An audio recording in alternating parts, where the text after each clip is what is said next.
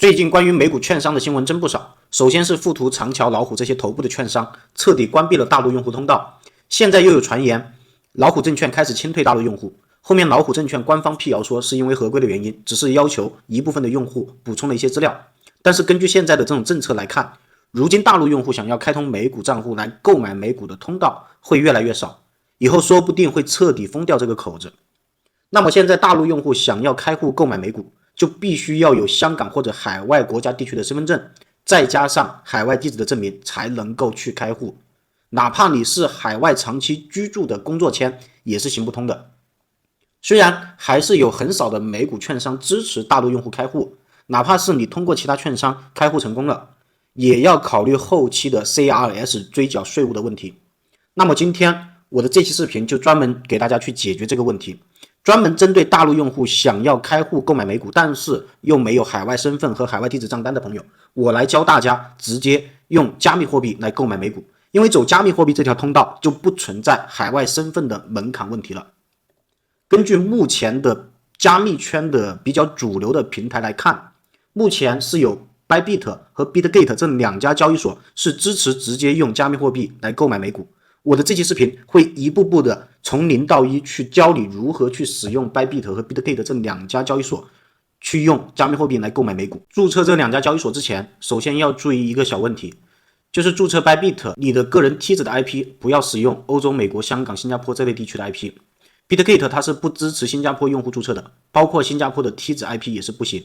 所以说我建议大家尽可能去统一使用，比如说是中国台湾地区的 IP。OK， 那接下来我给大家去一步步的去演示一下，先去注册 Bybit 和 Bitgate 这两家交易所。大家可以在我视频下方的标题栏，在标题下面有视频的说明简介，点开视频的说明简介的文字里面，可以找到 Bybit 和 Bitgate 这两家交易所的注册链接。通过我的注册链接，可以永久享受 20% 的手续费折扣。我们先点击 Bybit 的这一家交易所的注册链接，点击进来，然后跳转到你手机自带的浏览器，这样就进入到了 Bybit 的注册页面。在 Bybit 的注册页面，我们可以看到它是支持邮箱或者是手机号注册。我们这里就以邮箱为例来给大家去做演示。输入好邮箱，设置好的密码之后，我们继续点击这里的获取银行礼包，会有一个6位数的验证码发送到你的邮箱的里面。我们把这个验证码输入一下。好，输入好验证码之后，它会自动跳转到这个页面。跳转到这个页面就说明你已经成功注册了 Bybit 的这个账户。OK， 那接下来我们再来看一下如何注册 Bitgate。我们继续点击 Bitgate 的这个注册链接，继续跳转到手机自带的浏览器，就进到了 Bitgate 的这个注册页面。同样 Bitgate 它也是支持邮箱和手机号注册，并且它的手机号我们随便输入一个手机号开头，它是直接支持中国+86的这种大陆手机号。好，那这里我依旧是用邮箱账号来给大家去演示。输入好邮箱，设置好密码之后，我们点击这里的同意勾选，然后点击创建账号，会有一个图形验证，我们输入一下，然后点击确定。OK， 照样会有一个6位数的验证码去发送到我这个邮箱上面。把验证码输入好之后，就会跳转到 Bitgate 的注册成功的这个页面。然后跳转到 Bitgate 注册成功的这个页面之后，我们先不要着急去关闭这个按钮，我们直接点击这里的完成身份认证，就能解锁 Bitgate 的交易所的这个全部的功能。因为你不使用实名认证的话，包括 Bybit 和 Bitgate 都是不能够直接用加密货币来交易美股的。好，我们点击这里的完成身份认证，我们继续要点击这里的下面的立即认证。Bitgate 和 Bybit 这两家交易所都是支持中国大陆的身份来直接认证的，居住国家这里选择中国，然后证件签发国家同样也选择中国。如果你是其他国家的，你就根据你的身份证的国家地区来选择。好，输入好之后，我们证件类型这里推荐大家使用身份证来做实名认证，点击继续，可以看一下它这里的要求。我们继续再点击拍摄身份证的正面，拍摄身份证的正面，我们一定要把身份证的4个角都一定要放全，直接扫描。拍摄正面之后，再拍摄一下反面，都拍摄完成之后，我们再接着对着你的人脸去做一下扫描，这样子大概1分钟时间就可以搞定了。注册好这两家交易所之后，接下来就是需要下载这两家交易所的 APP。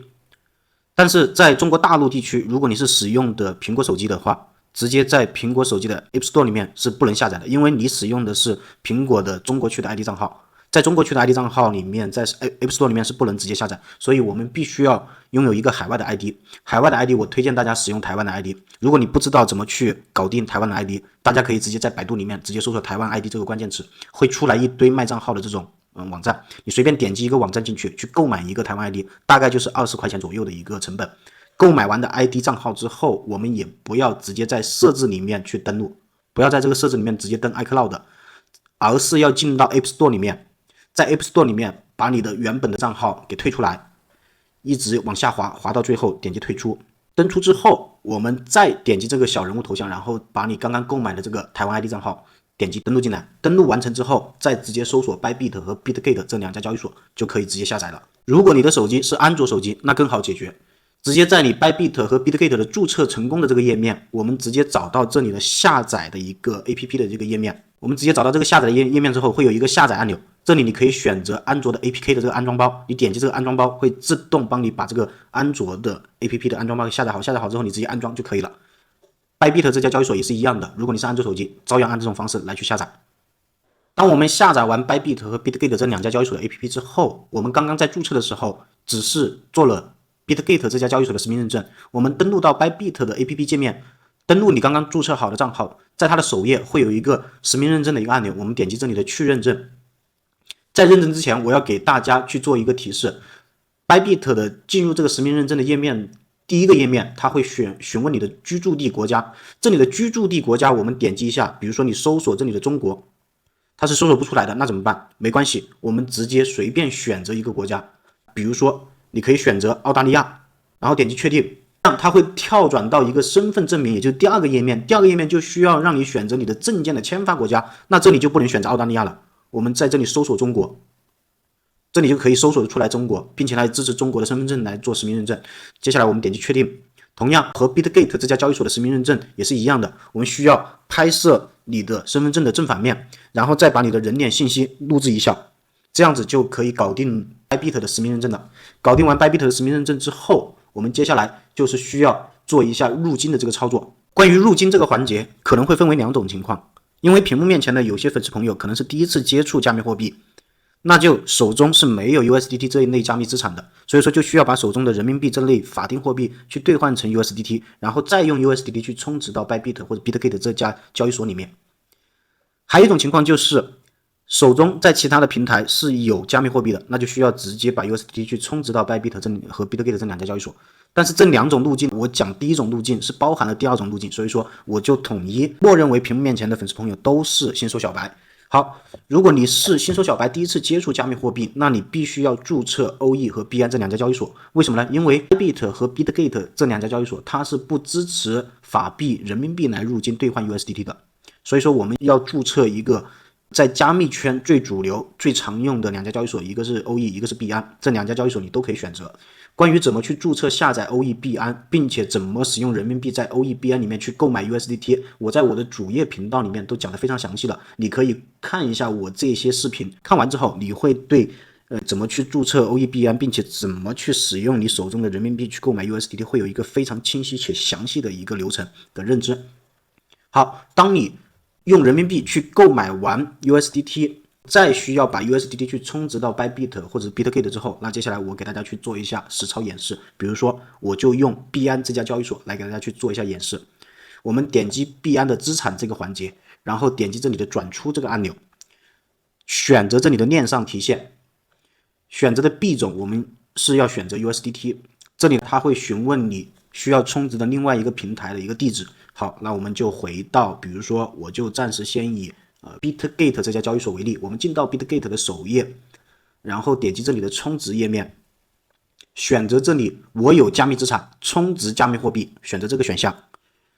币种我们就选择 USDT。 这里的链网络大家如果是新手小白先不要管，我教大家一招，直接选择这里的币安链，因为币安链它的提现是不需要收手续费的，它的成本是最低的。我们需要复制这里的充值地址，复制到哪去？我们要复制到币安这家平台，我们粘贴一下。这里的转账网络一定是要选择币安链这条网络，因为我在 Bitgate 的这个平台里面选择的这个充值地址的网络是币安链的这条网络，所以说我们在币安这个提币的平台，我们选择的网络也要是币安链这个网络。选择完这些选项之后，接下来就要输入你的金额，比如说我提现100个 USDT， 然后点击提现，然后再点击确认，扫一下人脸，这就是通行密钥。好 ，OK， 这样子就提现处理中了，大概1分钟时间就可以提现到账。如果你是使用的 Bybit 这家交易所，那我们在 Bybit 的主页里面，我们同样要选择这里的充值按钮，然后点击这里的存入加密货币，币种就要选择 USDT， 链网络我们选择 BSC， 也就是边链这条网络。好，选择完之后，我们要把这里生成出来的钱包地址复制一下，接下来再回到币安交易所，在币安交易所这里的地址这个栏目，提币的这个页面的这个地址栏目粘贴进来，在转账网络同样要选择边链，两个平台一个提出一个充值的，两个平台的转账网络都是要一致的，要不然你会丢失这笔资金。好，输入一个金额，比如说100 USDT， 然后点击提现就可以了。1分钟时间不到，我从币安交易所提币的100个 USDT 就已经到账了。到账之后，我们就接下来要进入美股交易的这个环节了。讲这个环节之前，我要给大家先说明一下 Bybit 和 Bitgate 这两家交易所的一个区别，就是关于美股交易的区别。Bybit 这家交易所，它是除开美股可以直接用 USDT 用加密货币交易之外，还可以直接用 USDT 直接交易贵金属、指数、外汇、大宗商品。而 Bitgate 的话是只能交易美股。我们再来看一下这个区别。Bybit 这家交易所其实它是使用的差价合约这一个概念，最大的杠杆是有5倍的一个杠杆，直接用 USDT 来做交易，是把 USDT 先转化为它内部的一个积分叫 USDX。USDX 与 USDT 是可以自由兑换的，就是你在Bybit 里面的美股交易板块，你是赚了钱之后可以自由兑换成 USDT， 然后出金变现的。而 Bitgate 的话是有合约交易，针对美股的专门有合约交易了，合约交易最大杠杆是25倍的杠杆，和币圈的这种合约产品是一模一样的，它是直接用 USDT 来交易这种美股的合约，除开合约还有链上美股的这种现货直接交易，使用的是 USDC 来做交易的。 USDC 和 USDT 是两个比较常用的稳定币，需要你先把 USDT 兑换成 USDC， 然后再用 USDC 去直接购买链上美股的现货产品。 OK， 那我们接下来去实地看一下到底是一个什么情况。我们首先来看一下在 Bitgate 这个平台，我们进到 Bitgate 的这个首页，在首页的旁边底部栏有一个行情按钮，在行情按钮进去了之后，我们可以看到这里有一个股票两个字，我们先要点击一下。在股票这个下面这里会有两个板块，一个是合约这个板块，合约这个板块就是我刚刚说的可以直接用 USDT 来做交易的一个最大25倍的杠杆的合约板块。比如说我们点击这里的特斯拉对 USDT， 我们点击进去，我们就可以看到这里有特斯拉的具体 K 线。因为现在并不是美股的交易时间，我们直接点击这里的交易给大家去简单的演示一下。它这里其实和币圈的这种合约产品是一模一样的，你这里可以做多或做空美股的具体的一个商品。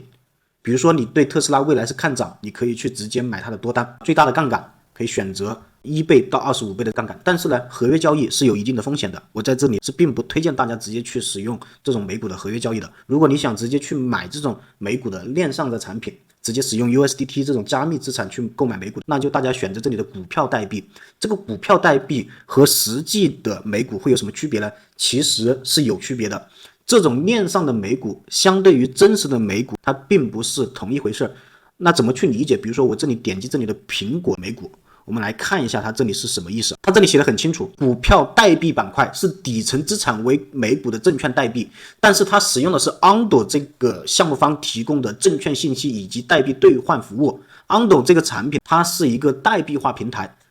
是旨在将公开交易的证券上链。这就是意味着什么？这就是之前很长一段时间非常爆火的 RWA。RWA 是什么意思呢？我简单一句话给大家解释，就是可以把现实类的资产去直接对标或上链到区块链平台里面来去使用加密资产去直接去购买，这就是 RWA 的一个简单理解。而目前我所看到的 RWA 最成功、最能够落地的就是美股这种平台，直接映射到区块链上面，然后使用加密货币来去购买。所以说 Bitgate 这个平台就是使用的这个技术，你直接可以使用这种加密资产来购买美股。OK， 好，我理解完之后，我们大家来看一下这里的股票。这里股票其实有很多种，比如说我们常见的有苹果的股票，有亚马逊的股票，有英伟达的股票，特斯拉的股票都是有存在的。好，我们点击这里随便点击，比如说我点击英伟达，然后我点击这里的去交易。去交易这里的板块，我们就进到了这个页面。这个页面大家看到没？是直接使用 USDC， 并不是使用 USDT。那可能有些新手小白就会问，我手中又没有 USDC 该怎么办？没关系，我们直接点击这里的加号。好，点击一下。我们刚刚不是充值了100个 USDT 吗？账户里面还有120多个 USDT 吗？我们接下来选择这里的闪兑按钮。比如说我想买100美金的，那我这里直接输入100美金，因为 USDC 和 USDT 它是和美元资产为锚定的，美元是什么价格，当天的 USDC 和 USDT 就是什么价格。好，我这里直接输入我的金额数量，我点击确定，这里它是零手续费兑换，看到没？非常的人性化。我们点击确定 ，OK， 这里就兑换成功了。大家可以看到没？我这里就有可用的100个 USDC 了。如果你想交易的话，你就可以直接输入100，点击买入就 OK 了。当你赚了钱之后，你在这里切换成卖出，然后把你买入的这个可用的英伟达的这个股票的链上资产输入进来，然后点击卖出就 OK 了。熟悉完 Bitgate 如何用加密资产去购买美股之后，接下来我们再来看一下 Bybit 这个交易所是如何用加密资产去购买美股的。我们进到 Bybit 交易所的这个主页，我们需要点击中间的这个栏目，叫做交易这个板块，底部栏点击这里的交易板块。在交易这个板块的最上面有这5种选项，我们需要选择的是最后一个 TradFi 这个选项。在 TradFi 这个板块，我们点击进来，可以看到市场这个栏目里面会有一个股票，大家有看到没？在我这里我也强调了 ，Bybit 除开美股，还可以直接用加密货币来交易贵金属、指数、外汇、大宗商品等等之类的。好，我们今天就重点讲美股。我们点击这里的美股之后，我们可以看到Bybit 里面还是支持了蛮多一些美国股票的一些资产，但是目前这个时间段都是休市的一个时间，所以说我们只能够给大家去做一个初步的一个演示。那接下来我们需要怎么去购买呢？大家有看到最上面右上角的有个划转按钮，因为 TradFi 和你的 Bybit 这里面的账户是分开的，我们需要把你 Bybit 的资金去划转到 TradFi 这个板块里面去。好，我点击划转。这里需要你从资金板块去划转到 TradFi 这个板块，选择的币种是 USDT。好，我这里就把我最大的资金划转进来。划转之前你要看一下，您的资产余额是以 Bybit TradFi 内部的计价单位 USDX 的形式来显示，按1:1的比例反映你的 USDT 的持仓的代表性价值。但是这里的 USDX 并非法定货币，因为像 USDT 的话，它是真实的加密资产的稳定币，但是 USDX 只不过是 Bybit 这个平台的一个内部的一个积分，它既非法币也非加密资产，不可以转账也不可以赎回，仅用于显示和记账用途。如果你在 TradFi 也就是 Bybit 这个美股这个板块赚了钱之后，你可以直接把 USDX 再兑换成 USDT， 这样子就 OK 了。好，我们点击这里的确认，OK， 这样子就划转成功了。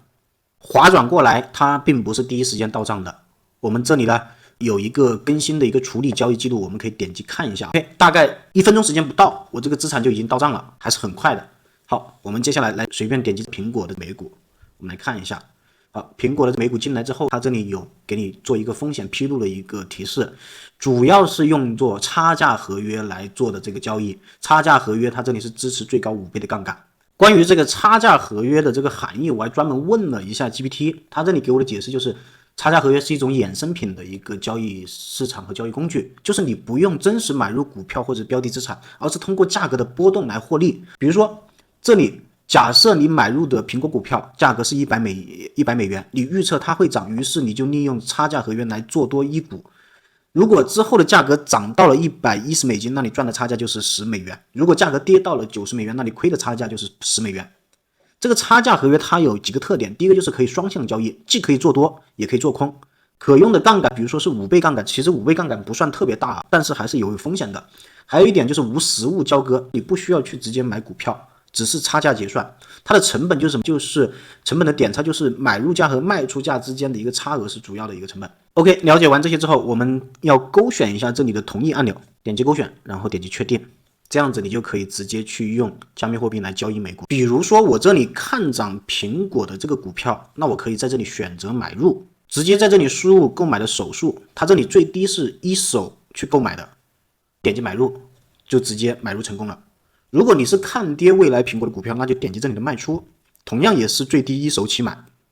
输入你想购买的手数，然后点击卖出，就直接购买成功了。目前来看，我仔细观察了 Bybit 和 Bitgate 这2家平台交易美股的一些流动性以及其他的一些弊端。虽然美股代币化对于通过券商入金的交易真实的美股还是会有许多不完善的问题，比如说会有一些插针的行情，比如说它的流动性对于真实的美股交易不是那么完善。但是在不久的将来，我觉得随着合规政策的落地，链上基础设施的更加完善， RWA 美股代币化一定会是一个不错的赛道和风口。美股代币化最大的优势是在于消除了金融摩擦，实现金融的人人平权。尤其是对于一些受限制的地区来说，美股代币化无疑是给所有的人打开了美国金融资产的大门。未来的大趋势，我觉得一定是美股代币化的产品会对标美股券商，并且它会提供更低的磨损、更丝滑的交易体验，并与加密货币链上世界相融合，实现可组合性，也就是链上的美股代币参与到加密 DeFi 的体系当中去，可以去做质押、抵押、借贷等等一系列的操作，会放大了其他的一个更大的一个金融属性。所以希望大家也不要去抵触这一类的新事物和新叙事，要积极的去拥抱变化，哪怕是注册一个账号，先拿一张门票，去多体验、多学习。OK， 那今天的这期视频就给大家讲到这里了。如果你在实操层面遇到了一些问题，可以直接在视频的下方给我留言，我看到了会第一时间的回复大家。好，那我们下期视频再见，谢谢大家的观看。